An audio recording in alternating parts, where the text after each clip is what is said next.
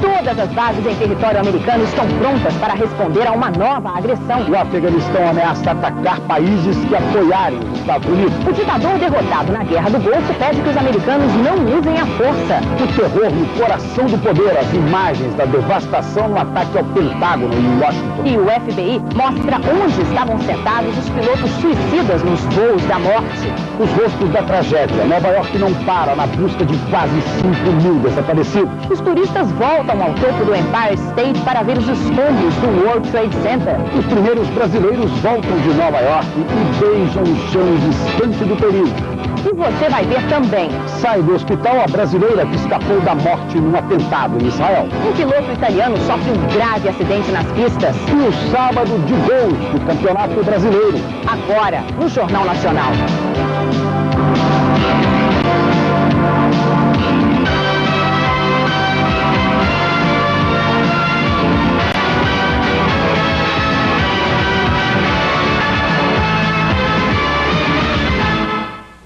Boa noite. 4 dias depois dos atentados, Nova York e Washington buscam quase 5.000 desaparecidos. Oficialmente, são 331 mortos. 35.000 reservistas e integrantes da Guarda Nacional estão sendo mobilizados para o contra-ataque. Nos escombros dos prédios destruídos, a solidariedade se mistura à angústia e à esperança de ainda encontrar sobreviventes. E hoje chegou a Nova York o primeiro voo que partiu do Brasil depois da tragédia no World Trade Center. Nossos repórteres acompanharam a ansiedade de um brasileiro que foi reencontrar a mulher e a filha. Ele passou o dia tentando entrar em casa, que fica a poucos metros das torres destruídas.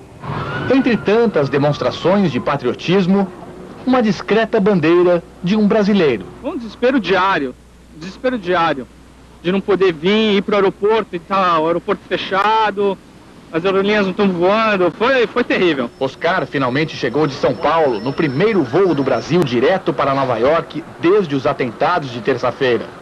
O executivo, que hoje mais parece um turista, tem um apartamento a apenas 2 quarteirões de onde estava o World Trade Center. Ninguém podia acreditar que aqueles 2 prédios iam cair.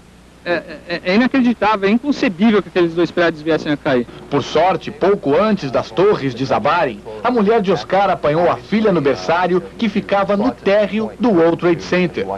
No caminho de casa, Oscar vê helicópteros militares, passa por bloqueios e muitos carros de polícia. Pelo visto desse ponto aqui a gente não consegue passar. O Oscar está tentando negociar com o pessoal do Exército, mas infelizmente a gente não tem autorização. Até pedindo para a gente sair, eu vou sair aqui para trás. Tá vendo como é difícil conseguir chegar até próximo ao prédio que desabou. O prédio do Oscar é exatamente aquele ali, olha, o prédio marrom. Ele morava quase em frente ao World Trade Center. Ele tenta agora conseguir pelo menos chegar em casa para retirar um pouco das roupas que ele deixou no apartamento e também pegar até mesmo documentos pessoais dele e da mulher. Como soldado, não tem jeito. Oscar é instruído a procurar um posto policial. Paciência é tudo nessa hora. E determinação. Mais 1 quilômetro de caminhada e a recompensa. Este aviso da polícia diz que os moradores vão poder visitar suas casas. E tem muita gente na situação de Oscar. Eles se dividem em grupos de 50. Algumas pessoas carregam caixas para pegar os animais de estimação deixados para trás na hora da fuga. Esta mulher tem uma única caixa para 2 gatos e 11 tartarugas. Será que eles estão bem? Espero que sim, diz ela. Oscar passou apenas 15 minutos no apartamento, o suficiente para apanhar roupas da mulher e da filha, dinheiro e passaportes. A impressão que dá quando você olha de dentro é como se alguém tivesse jogado uma pá de areia na tua janela. Então tem bastante areia dentro de casa, mas nada que o meio de faxina não resolva. Nós tentamos falar com a família toda, mas ainda em estado de choque, a mulher de Oscar não quis aparecer. A família está morando na casa de uns amigos. Tenta se refazer do susto, enquanto decide se continua em Nova York ou volta para o Brasil. A gente vai tentar, na medida possível, trazer aos poucos a vida de volta ao normal. Mas vida nova, no estalar de dedos, é impossível. É impossível.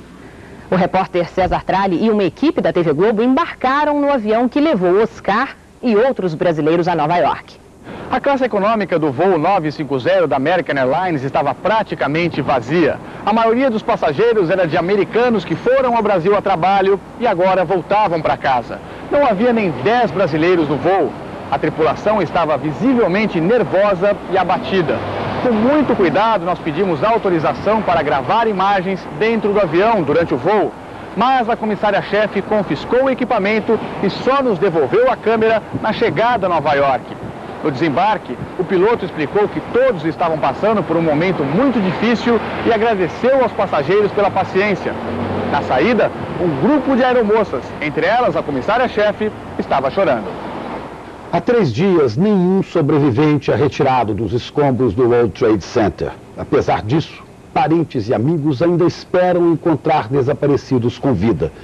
E é na esperança e na solidariedade que eles encontram forças para continuar lutando. Sábado, 15 de janeiro.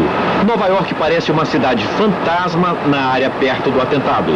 A capital financeira do mundo ocupada por tropas do exército americano. Moradores do local atingido fazem fila para pegar alguma coisa em casa. 12 mil pessoas moravam no sul da ilha de Manhattan. Quem parte leva o que pode carregar. O estudante polonês quer voltar logo para o país dele. Acha que Osama Bin Laden vai voltar a atacar os Estados Unidos. A vigilância é intensa. Ainda há muita fumaça no local do atentado. Toneladas de entulho saem a todo momento. As ambulâncias não param. Caminhões frigoríficos para a retirada dos corpos. As caixas pretas dos 2 aviões que se chocaram contra o World Trade Center, que ficava ali atrás, ainda não foram encontradas. Mais de 4.700 pessoas continuam desaparecidas. A esperança de parentes e amigos é que elas não tenham morrido no atentado, que elas estejam em estado de choque, perderam a memória e estejam vagando pela cidade. Por isso, espalham cartazes como este, pedindo para quem os vir que telefone, que deem notícias. Uma irmã, um namorado, um pai, um primo, um filho, quem sabe contando como são, explicando alguma característica única, ela ou ele será encontrado. As fotos e cartazes ocupam vitrines, enchem paredes. Às vezes é preciso esperar para colocar um cartaz. Flores para aliviar a dor. Hoje foram enterrados 2 comandantes e o capelão-chefe dos bombeiros. Eles morreram quando a primeira torre desabou. Amanhã as autoridades começam a recolher amostras de DNA de parentes dos desaparecidos para tentar identificar os corpos. Com as cores da bandeira americana no uniforme, os bombeiros continuam indo à luta. As equipes de socorro se revezam. Para elas, luvas, roupas limpas, produtos de higiene num caixa automático. São doações do país inteiro. Além de doar alimentos, roupas, artigos de higiene e até dinheiro, os americanos estão se oferecendo como voluntários para ajudar nos trabalhos de resgate. Aqui é um exemplo do que está acontecendo. São tantas as pessoas querendo ir para o local do atentado que a Prefeitura de Nova York já avisou. Não há mais como usar tanta boa vontade e solidariedade. O excesso de gente representa um risco para a segurança. A organização lembra tempos de guerra. Todos querem dar algum tipo de auxílio. O cartaz diz que não há mais espaço para guardar as doações. As filas de voluntários estão por toda a cidade. No maior centro de convenções de Nova York, são milhares. Mary veio de outro estado. O filho dela é bombeiro e está há 5 dias trabalhando nos escombros. A mãe se preocupa, mas também se orgulha. Somos americanos, estamos unidos e vamos vencer mais esta etapa. Além de manifestações de generosidade como essas de Nova York, o terror de terça-feira está causando revolta contra inocentes. E hoje a Polícia Federal Americana mostrou onde estavam sentados os terroristas que sequestraram os 4 aviões usados nos atentados. A primeira torre atingida por um avião da American Airlines. Segundo o FBI, 2 dos sequestradores estavam nos assentos 2B e 2A, logo atrás da cabine dos pilotos. Os 2 também eram pilotos. E o que estava na poltrona 2B faria parte da organização terrorista de Osama Bin Laden. Ele tinha acabado de chegar da Arábia Saudita há apenas 2 semanas e deixou com a família um bilhete suicida, diz o ex-chefe da divisão antiterrorismo da CIA. No mesmo avião, um pouco mais atrás, outros 2 terroristas, nos assentos 8D e 10B. No 8D, ele, piloto treinado na Flórida e que já estava na lista de suspeitos do FBI de ter envolvimento com atos terroristas. Ao lado dele, na poltrona 8G, outro piloto treinado na Flórida. No avião da United Airlines, que atingiu a segunda torre, mais um piloto, ele treinado na Flórida, e outros 4 terroristas. Todos moravam na Flórida. É incrível, 19 pessoas se suicidando. O avião da American Airlines, voo 77, atingiu o Pentágono, com 5 terroristas a bordo, 2 nos assentos 12B e 12A, mais um no 5F.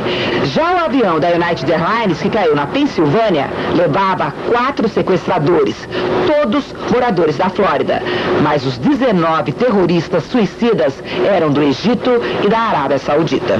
E o FBI já mandou para Washington a segunda caixa preta do avião que caiu na Pensilvânia, a caixa que registra o diálogo dos pilotos. E os investigadores estão animados. Ela parece estar em boas condições. Nós temos esperanças de que ela possa ajudar muito nas investigações, disse o porta-voz do FBI. Agora, são 4 caixas pretas sendo analisadas. 2 do avião que caiu na Pensilvânia e as 2 do avião que atingiu o Pentágono. E o Pentágono tentou mesmo interceptar os aviões sequestrados, mas a ordem para que os caças americanos levantassem voo foi dada tarde demais. Em todo o país, neste momento, 25 pessoas estão sendo interrogadas pelo FBI. Elas estão sendo mantidas sob custódia por ter problemas com a imigração. E a maioria delas estava na lista que o FBI divulgou ontem com 100 nomes, pessoas de quem a Polícia Federal quer ter informações. Aqui em Nova York continua preso um dos 10 homens detidos na última quinta-feira. Ele estava no aeroporto Kennedy com um documento falso. O prefeito de Nova York chegou a dizer que todos tinham sido liberados, mas o FBI decidiu prender um deles. A única prisão feita até agora. O FBI ainda não divulgou o nome desse homem, mas a população começa a perder a paciência. Quer punir os culpados. Eu quero todos aqueles bastardos. Quem apoia, quem comanda, quem fez isso. Eu quero todos mortos. E a comunidade muçulmana nos Estados Unidos começa a ter problemas. Esta casa foi atingida por um tiro. Um homem tentou botar fogo nessa mesquita. A casa dela foi pichada. Eu gostaria de saber por que eles fizeram isso. Ele foi ameaçado e perguntou: você vai atirar em mim por quê? Você vai se sentir melhor? Intolerância. Mas essas rosas, essas mensagens são de apoio de quem sabe que radicais fundamentalistas são minoria entre os muçulmanos. E ele agradece. Muitos americanos estão vindo aqui e dizem que querem nos proteger. A nós, muçulmanos. Isso é o que faz a América ser grande. E agora, novas informações sobre as investigações dos atentados com a repórter Zileide Silva. O FBI já estava investigando 2 dos sequestradores envolvidos com os ataques terroristas da última terça-feira, depois de ter recebido informações de que eles teriam ligações com o saudita Osama Bin Laden.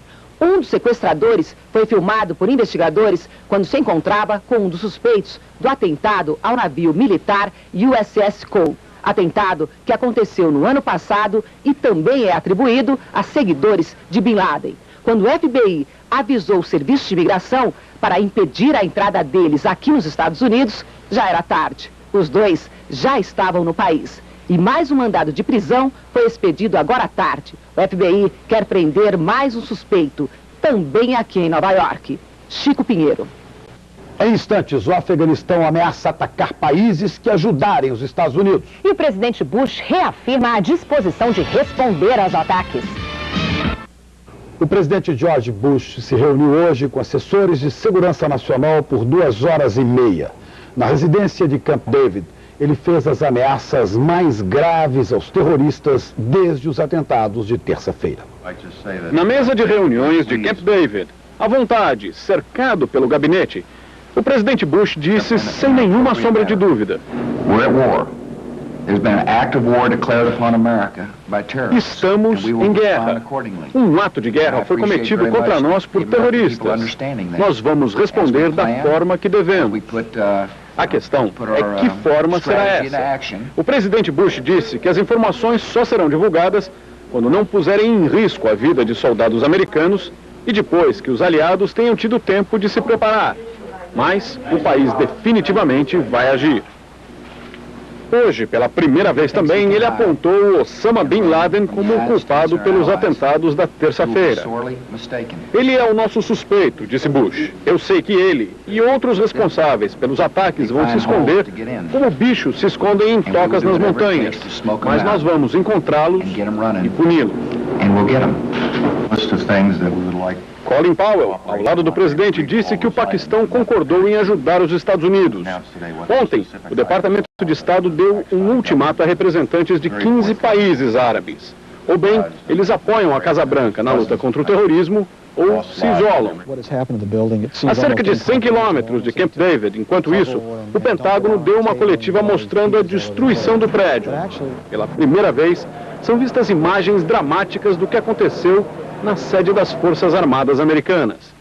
Escritórios destruídos, objetos pessoais, como esse par de óculos, deixados para trás. Uma cratera aberta por um pedaço do avião da American Airlines no momento do impacto. Mas as imagens mais dramáticas foram feitas pelo Departamento de Defesa momentos depois do atentado.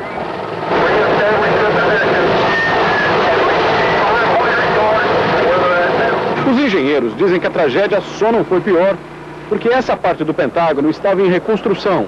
Havia pouca gente e várias paredes tinham sido escoradas com vigas de aço, o que impediu desabamentos ainda maiores. Já foram contadas 189 vítimas. Temia-se que esse número pudesse ser de mais de 800. Por precaução, o aeroporto nacional em Washington vai ficar fechado indefinidamente. Ele simplesmente está muito próximo à Casa Branca e ao Pentágono, dentro do esquema de segurança do momento. Mas se aqui os aviões estão no solo, em bases militares em todo o país a situação é a oposta. Em pelo menos 26 bases, jatos de combate que protegem o país estão constantemente abastecidos com mísseis armados e pilotos a metros de distância nos seus macacões pressurizados. Recebendo uma ordem, eles estão no ar, prontos para a ação em 15 minutos. Os fundamentalistas islâmicos que controlam o Afeganistão ameaçam atacar os vizinhos que colaborarem com os Estados Unidos. Os 3 países que reconhecem o regime talibã começaram a dar sinais de que, se a guerra estourar, se manterão neutros ou apoiarão os americanos. Fechar a fronteira com o Afeganistão, cortar o fornecimento de combustível, permitir o uso do espaço aéreo e fornecer as informações da inteligência secreta. Esses foram alguns dos pedidos feitos pelos Estados Unidos ao Paquistão. Ainda não está claro quais serão aceitos, mas o ministro paquistanês das Relações Exteriores disse que concordará com tudo desde que as Nações Unidas aprovem. E avisou também que o país não pretende fazer parte das operações antiterroristas fora de seu território. Uma resposta à ameaça feita hoje pelas lideranças afegãs do Talibã. Quem se aliar aos Estados Unidos corre extremo perigo, mesmo se for um irmão muçulmano. O Paquistão é um dos 3 países que reconhecem o governo do Talibã. Os Emirados Árabes Unidos são o segundo e disseram estar revendo seus laços com a milícia fundamentalista. O terceiro país, a Arábia Saudita, é a terra natal de Osama Bin Laden. Hoje, a família dele, que já cortou relações com o terrorista, mandou condolências às vítimas dos atentados. O receio de retaliação também é sentido no Iraque, país que conheceu o poder de fogo americano na Guerra do Golfo. Através de uma carta, o presidente Saddam Hussein pediu aos Estados Unidos que usem o bom senso e não a força. Mas o medo maior é do Afeganistão, alvo certo por hospedar Osama Bin Laden. A informação que o terrorista estaria nas montanhas afegãs é do presidente deposto do Afeganistão. O povo que já sofre com guerras internas há séculos tenta abandonar o país. Mas há muitos que nem sabem o que se passa por lá. Rádio, televisão, internet, música, tudo é proibido no regime do Talibã. A milícia fundamentalista usa a religião para se manter no poder e exige que os afegãos fiquem para defender o país, mesmo que seja com a própria vida. Por outro lado, o governo afegão pediu aos estrangeiros que deixem o país. O único brasileiro que estava lá já saiu, mas há outros 30 vivendo no país vizinho, no Paquistão. E segundo o diplomata Abelardo Arantes, até agora nenhum procurou pela embaixada brasileira. Muitos desses brasileiros, na verdade, já estão tão enraizados no Paquistão que provavelmente eles jamais deixariam o país, mesmo que haja uma conflagração. Aqueles brasileiros que estão aqui por um período curto, 2 anos, 3 anos, têm maior interesse em sair. Mas, de qualquer maneira, caso haja alguma comoção no país, a embaixada procurará entrar em contato com tantos brasileiros quanto possível. E o Irã anunciou hoje que fechará a fronteira com o Afeganistão. O governo quer evitar a entrada de refugiados afegãos em caso de ataque americano. Na Europa, a Grã-Bretanha lidera o movimento de apoio aos Estados Unidos. Medidas de segurança estão sendo tomadas no continente à espera do contra-ataque americano. $1 milhão. Sustentar e treinar 50 terroristas durante um ano só pode ter custado um valor parecido com esse, dizem especialistas em segurança. O resultado é que foi caro. Agora os Estados Unidos se preparam para gastar $40 bilhões na reconstrução e na vingança de mais de 5 mil vítimas do terror. Dependendo dos alvos escolhidos, uma reação americana pode empurrar o planeta para um conflito mundial e repetir para os americanos a triste experiência do Vietnã. A investigação dos atentados aponta para o líder terrorista Osama Bin Laden, que vive no Afeganistão sob proteção do governo fundamentalista Talibã. Preocupados com os desafios de escolher e atacar os alvos da sua resposta, os americanos tentam se cercar de apoio político e militar. O primeiro-ministro britânico Tony Blair, um forte aliado de Washington, passou o sábado na residência oficial, telefonando para líderes mundiais e reforçando alianças. Os europeus da OTAN, a aliança militar do Ocidente, já se comprometeram com os americanos. O Kuwait confirmou hoje o apoio político e militar. Os cidadãos já estão doando sangue.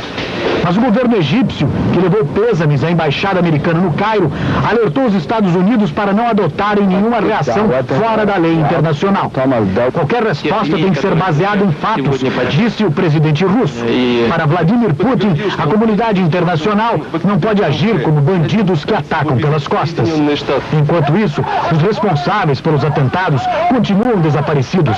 Na Alemanha, um milionário ofereceu $10 milhões por pistas de Bin Laden, mas a polícia só conseguiu recolher documentos na casa de um dos suspeitos. Zihad Samir Jarrah, 26 anos, era engenheiro e aprendeu a pilotar nos Estados Unidos. No Líbano, a família dele duvida das acusações. O tio do suspeito diz que Zihad não tinha envolvimento político. Devia ser apenas um passageiro do avião que caiu em Pittsburgh. A Grã-Bretanha teme ser o próximo alvo do terror. O governo já pensa em exigir guardas armados dentro dos aviões e cabines blindadas para os pilotos. Medidas que, se implantadas, seriam rapidamente copiadas pelo resto da aviação internacional. Os terroristas podem ter mirado nos Estados Unidos, mas certamente estão afetando quase o mundo todo.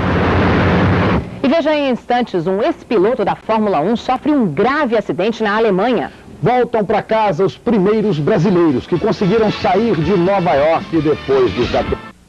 O São Paulo perde em casa e o Fluminense já é vice-líder no Campeonato Brasileiro. Vamos aos gols deste sábado. Em Campinas, Luciano Baiano cruzou e Simval, de cabeça, fez Guarani 1, Cruzeiro 0. Segundo tempo, novamente Luciano Baiano e Simval. Agora a cabeçada encobriu André, Guarani 2, Cruzeiro 0. O Paraná surpreendeu o São Paulo no Morumbi. Ageu marcou o primeiro. Novamente Ageu, dessa vez de falta. Mais um do Paraná, Flávio dominou o cruzamento e chutou no canto. Ataque do São Paulo e depois da confusão na área, Luiz Fabiano descontou. São Paulo 1, Paraná 3. No Maracanã, Rony cruzou e Aguinaldo fez de cabeça. Fluminense 1, Ponte Preta 0. Paulo César cobrou a falta e Roger chutou forte. Fluminense 2-0, placar final. Em Salvador, Alain Delon fez o primeiro gol do Vitória diante do Inter. E mais tarde repetiu a dose. Vitória 2, Internacional 0. O piloto italiano Alessandro Zanardi sofreu um grave acidente no Grande Prêmio da Alemanha de Fórmula Indy e teve as pernas amputadas. A batida aconteceu a 11 voltas do final da corrida. Alessandro Zanardi rodou na pista e foi atingido violentamente pelo carro de Alex Tagliani. Zanardi deixou o autódromo de Lausitzring em coma e com as pernas dilaceradas. Durante a cirurgia de 5 horas no hospital de Berlim, os médicos decidiram pela amputação. Zanardi, de 34 anos, correu 5 temporadas na Fórmula 1. Surpresa na Fórmula 1, Rubens Barrichello vai largar na frente do alemão Michael Schumacher pela primeira vez este ano. O tetracampeão mundial não queria participar do Grande Prêmio da Itália por causa dos atentados nos Estados Unidos. A expressão de Michael Schumacher é o resumo do estado de espírito da maior parte dos pilotos e dos torcedores no circuito de Monza. A bordo da sua Ferrari, sem patrocínio e com o bico preto em sinal de luto, Schumacher fez o terceiro melhor tempo.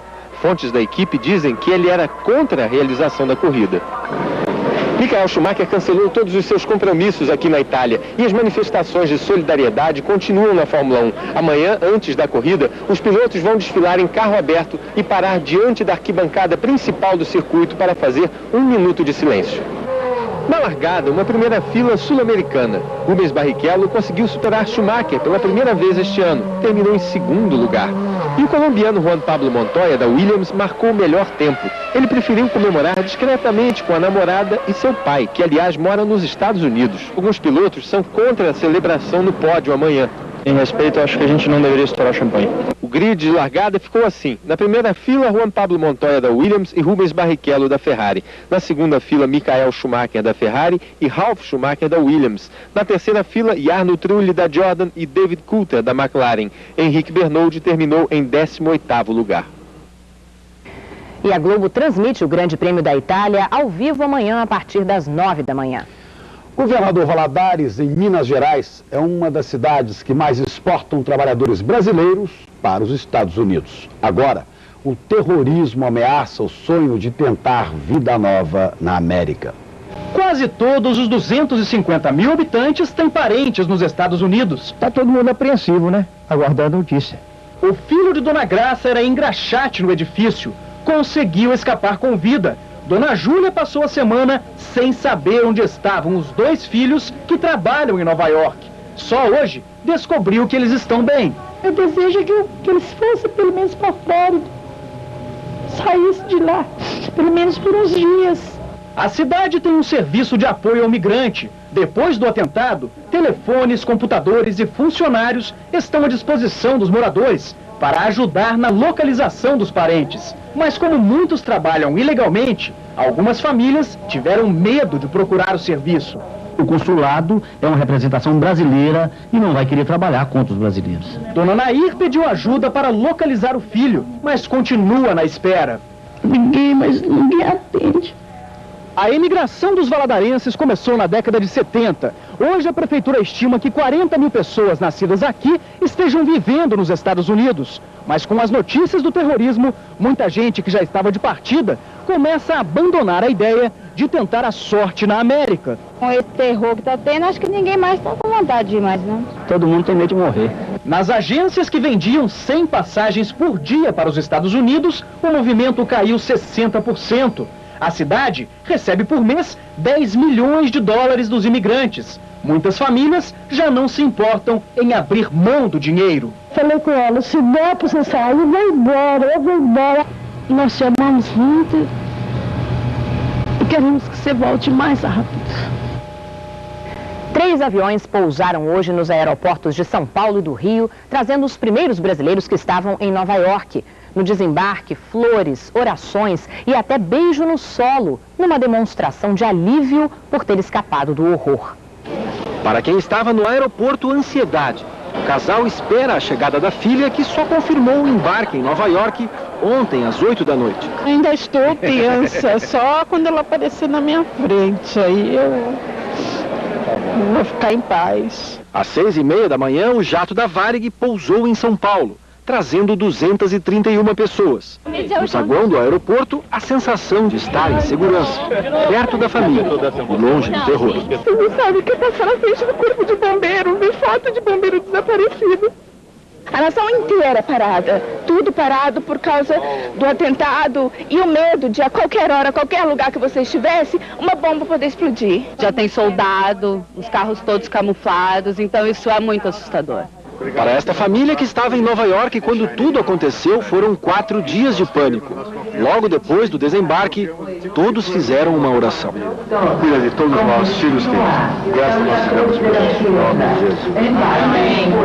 A última escala do voo foi no Rio de Janeiro. Até a tripulação desembarcou emocionada. Esta comissária de bordo foi recebida pelo marido e a filha com flores. Quero ir para casa, só isso. Era o que todos queriam nos últimos 4 dias.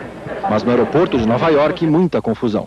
As malas entraram no avião, depois saíram do avião de novo, volta de novo pro hotel, para onde for, volta de novo pro aeroporto. Todo mundo que estava lá estava querendo ir embora e a gente não estava conseguindo, né? Nos Estados Unidos, centenas de brasileiros estão em listas de espera, aguardando uma chance de voltar ao Brasil. Muita gente está pedindo ajuda ao consulado brasileiro em Nova York para tentar uma vaga em um avião. Esta médica estava inscrita com o filho em uma lista de espera. Só ela conseguiu embarcar. Tem brasileiro que não tem mais dinheiro para comer. Estão no aeroporto deitados no chão, com a Cruz Vermelha dando $7 de alimento. Não é possível uma coisa dessa. A modelo Luma de Oliveira estava no voo que chegou hoje ao Brasil. Abraçou os filhos e agradeceu por estar de volta. Eu nunca quis tanto voltar para casa, nunca quis tanto voltar para o Rio, nunca quis tanto voltar para o Brasil. Foi triste, porque é coisa muito maior do que a gente recebe notícia aqui no Brasil. Né? Para estas pessoas que fugiram da incerteza e do horror, o abraço de mãe e filha traduziu o sentimento de estar de volta ao Brasil. Paz, alívio, felicidade, alegria, com todos os problemas ainda é o melhor lugar para ficar. Daqui a pouco, o primeiro sábado na capital mundial do turismo, depois dos atentados. E você vai ver a seguir, Israel usa mísseis e tanques numa ofensiva na faixa de Gaza. Sai do hospital a brasileira que escapou da morte em Jerusalém. O PT escolhe amanhã, pelo voto direto, a nova direção. É o primeiro passo para levar o partido à convenção, que vai indicar o candidato à presidência da República. Urnas eletrônicas do Tribunal Superior Eleitoral vão ajudar o PT a inovar. Não há convenção nem delegados. Todos os 900 mil filiados poderão votar diretamente nas chapas. Vão mudar os dirigentes municipais, estaduais e será escolhido o presidente do partido pelos próximos 3 anos. São 6 candidatos que representam grupos, tendências dentro do partido. Não há grandes divergências sobre a candidatura do PT para presidente da República.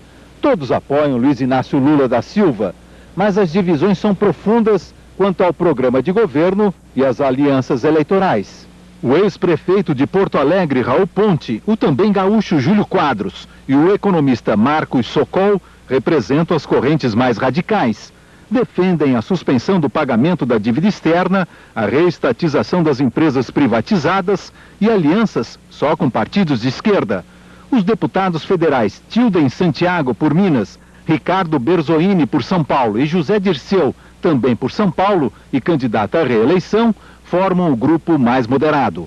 Eles querem renegociação em vez de suspensão da dívida externa, fim das privatizações sem mexer nas empresas já vendidas e alianças políticas mais amplas. Vai sair um partido mais definido, mais claro, mais transparente e vai mostrar para a sociedade brasileira qual o PT que vai disputar, por exemplo, as eleições de 2002. Domingo de chuva no sudeste e no centro-oeste do Brasil. Uma frente fria avança pelo país e causa chuva forte amanhã em Minas Gerais, Goiás e no norte. O tempo melhora no litoral da região sul e em São Paulo, mas o céu ainda fica cheio de nuvens. Sol forte e calor no nordeste e frio do interior gaúcho a Mato Grosso do Sul. Chuva rápida nas outras regiões. Mínima de 9 graus em Porto Alegre, máxima de 35 graus em Teresina. O exército israelense lançou hoje 3 ataques simultâneos na faixa de Gaza. Mísseis, tanques e helicópteros foram usados na ofensiva que deixou 2 palestinos mortos e 11 feridos. Os alvos foram Rafah, na fronteira com o Egito, e o campo de refugiados de Nuseirat. Os helicópteros atacaram também postos da polícia palestina. Um encontro amanhã entre o líder palestino Yasser Arafat e o ministro do Exterior de Israel, Shimon Peres, para discutir o cessar-fogo, foi cancelado por causa dos ataques. A brasileira ferida no atentado em Israel no dia 9 de agosto saiu do hospital hoje em São Paulo. Débora Balaz perdeu o pai e ficou ferida na explosão provocada por um homem-bomba em Jerusalém. A professora de história Débora Balaz deixou o hospital emocionada, depois de ficar internada durante 25 dias. Tá tudo bem, tô contente de estar saindo e indo pra cá. Nas cenas do atentado, Débora não parece a mesma. Sentada na calçada, sangrando, era mais uma das vítimas da ação suicida dos grupos radicais palestinos. Foram cenas de horror. 16 pessoas morreram, 132 ficaram feridas. Débora estava acompanhada do pai, Jorge Balaz, que morreu na hora, e da madrasta, Flora, que ficou gravemente ferida. A família estava em Israel para o casamento do irmão de Débora. Ela ficou uma semana internada em Israel e continuou o tratamento no Brasil. Hoje, a família de Débora estava abalada com o maior ataque terrorista da história nos Estados Unidos. Débora falou pouco, mas mandou uma mensagem. Qualquer ato terrorista é uma coisa bárbara. O que o mundo está precisando agora é de paz. A madrasta de Débora, a brasileira Flora, ficou 25 dias hospitalizada. Já teve alta, mas continua em Tel Aviv. É que os aeroportos de Israel passaram quase toda a semana fechados por causa do atentado nos Estados Unidos. Foram reabertos na sexta-feira e Flora está na lista de espera para voltar ao Brasil ainda neste fim de semana. Os bastidores do terror. Quem são os inimigos mortais dos Estados Unidos e de Israel? Exclusivo. Amanhã no Fantástico você vai ver as imagens da truculência. Tropas de homens-bomba preparados para explodir em ataques suicidas. O exibicionismo do ódio de grupos radicais choca o mundo. Crianças armadas e treinadas para a guerra. A demonstração da intolerância. Diante de líderes, soldados pisam nas bandeiras americana e israelense. Como está vivendo a região mais explosiva do planeta? E como o povo americano está enfrentando o seu dia a dia após o pesadelo do terror? Retrato falado, o humor de Denise Fraga na pele de uma caminhoneira. Ataque, a hora e a vez do rei dos animais. Os leões estão chegando. E a história do brasileiro que faz cinema com uma câmera na mão, uma ideia na cabeça e nenhum dinheiro no bolso. Você já sabe, depois do Domingão do Faustão tem o Fantástico. Veja a seguir novas informações sobre a caçada aos terroristas do World Trade Center. Turistas voltam ao Empire State para ver o cenário da tragédia. O primeiro sábado depois dos atentados foi bem diferente de todos os outros que Nova York já viveu. Na capital mundial do turismo, as lojas e os restaurantes estavam vazios e havia pouca gente nas ruas. Um dia para sentar nos bares da calçada e tomar um chope, passear o cachorro ou sair com a filha, a pátria na cabeça. Um dia bonito para namorar ou levar os bebês para tomar sol, mas a tragédia ainda está na memória. Eu nunca mais vou ser a mesma depois que vi a segunda torre desabar. Dia de levar flores para lembrar os bombeiros mortos. Para um minuto de silêncio e emoção. Mãe e filha conheciam 30 bombeiros. Todos se foram, uma companhia inteira. Chorei 2 dias seguidos. Nova York, aos poucos, volta ao normal. Mas alguns lugares, sempre movimentados, como Times Square, ainda estão vazios. Velas e bandeiras não deixam esquecer. Nada será como antes. Os museus reabriram com entrada gratuita, mas nem assim atraíram muita gente. Quem leva turistas para passear teve um dia de folga. O movimento nas lojas, nos restaurantes, foi pequeno. Com a fumaça do World Trade Center logo ali, não dá para relaxar. O povo ainda está muito balançado, é uma coisa... Não sei, o povo não está com vontade de comer, não está com vontade de beber, não está com vontade de fazer nada. Na Rua dos Brasileiros, a 46, tudo parado. Turista nenhum, só o pessoal que estava na cidade e tentando desesperado voltar para o Brasil, mas turista brasileiro não tem mais na rua. O Empire State voltou a ser o prédio mais alto de Nova York com a queda das torres. Hoje foi reaberto aos turistas. Vai ser difícil se acostumar à nova paisagem, com o vazio deixado pelo World Trade Center. Na cidade, onde os estrangeiros são metade da população, não é preciso ser americano, nem sequer falar inglês para ganhar a bandeira. Afinal, é de graça. É tão triste. Daqui a gente viu os prédios caírem. De repente, o silêncio é quebrado por uma banda de música. Eles tocam Deus Abençoe a América e atravessam a cidade de um lado ao outro.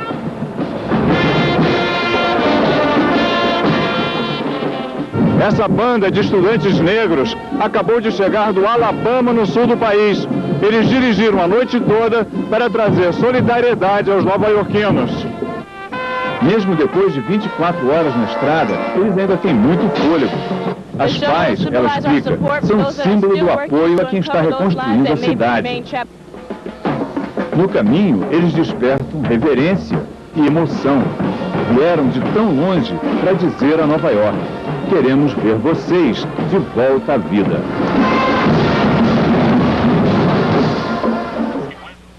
E vamos voltar a Nova York com a repórter Zileide Silva. Ela tem as últimas informações sobre os atentados nos Estados Unidos.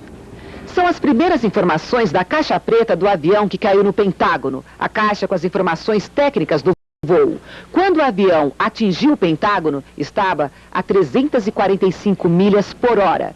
E a reconstrução do Pentágono pode custar mais de $1 bilhão.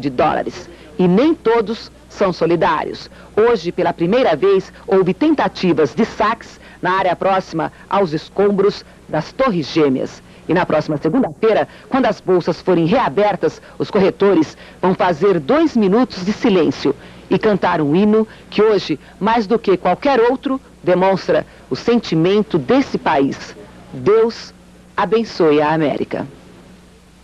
Nós continuamos de plantão para novas informações a qualquer momento sobre a reação americana aos ataques terroristas. Uma boa noite. Uma boa noite para você.